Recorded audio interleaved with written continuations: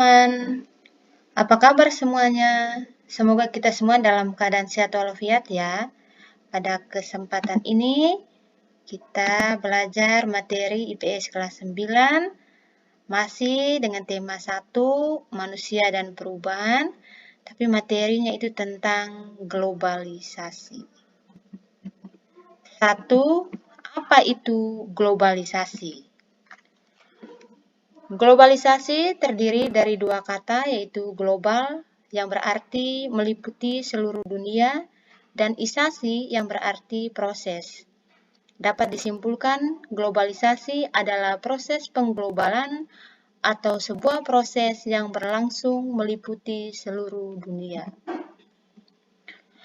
Meluasnya globalisasi didorong oleh perkembangan ekonomi dunia melalui kehadiran perusahaan multinasional atau perusahaan yang melakukan operasinya di lebih dari satu negara.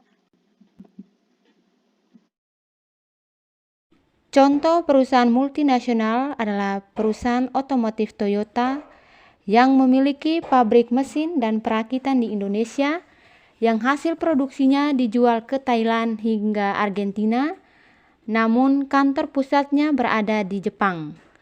Begitu pula perusahaan alat komunikasi Samsung yang memproduksi barangnya di India untuk dijual ke Afrika dan Eropa, namun kantornya berpusat di Korea Selatan.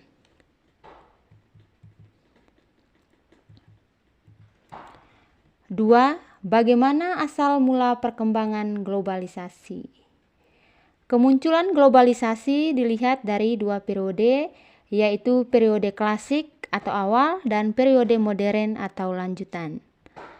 Periode klasik ditandai dengan terhubungnya pusat-pusat peradaban dunia melalui jalur perdagangan kuno yang meliputi sebagian besar wilayah di dunia.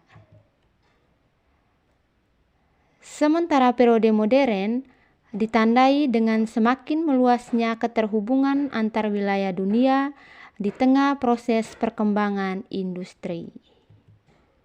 Teman-teman bisa lihat, ini gambar 1 itu peta jalur perdagangan pada periode klasik sekitar abad 1 Masehi. Gambar 2, peta jalur perdagangan pada periode modern awal abad ke-18 Masehi. Melalui kedua gambar tersebut, kita bisa melihat bahwa proses globalisasi dipicu oleh semakin meluasnya jalur perdagangan antara berbagai wilayah di dunia. Jejaring keterhubungan wilayah-wilayah di dunia yang sudah berlangsung selama ribuan tahun tersebut kemudian mengalami perkembangan yang signifikan sejak dimulainya masa revolusi industri yang memicu perkembangan teknologi di bidang transportasi dan komunikasi. Jika di zaman dulu manusia harus menempuh waktu berhari-hari untuk bisa melintasi sebuah daerah atau berbulan-bulan untuk melintasi benua, kini jarak tersebut bisa ditempuh selama kurang dari 1 hari. Di sisi lain, jika di zaman dulu masyarakat antar benua hanya bisa berinteraksi melalui surat yang dikirimkan selama berminggu-minggu karena jaringan telepon yang masih terbatas, maka saat ini komunikasi tersebut bisa dilakukan secara langsung menggunakan internet yang jaringannya sudah menjangkau hampir seluruh wilayah di dunia. 3. Apa saja contoh globalisasi? Pengaruh globalisasi dalam berbagai aspek sebagai berikut. Yang pertama, atau A, aspek ilmu pengetahuan dan teknologi. Globalisasi memungkinkan terjadinya penyebaran ilmu pengetahuan dan teknologi di dunia. Misalnya, kemajuan teknologi terbaru dalam bentuk pengembangan kendaraan listrik atau pengembangan startup perusahaan rintisan digital yang dimulai di negara-negara maju kini sudah mulai mewabah di seluruh dunia termasuk di Indonesia.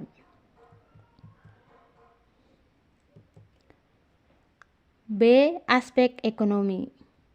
Bidang ekonomi adalah motor utama proses globalisasi dunia.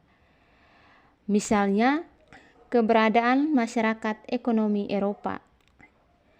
Hal tersebut adalah cerminan dari proses globalisasi yang sedang berlangsung saat ini.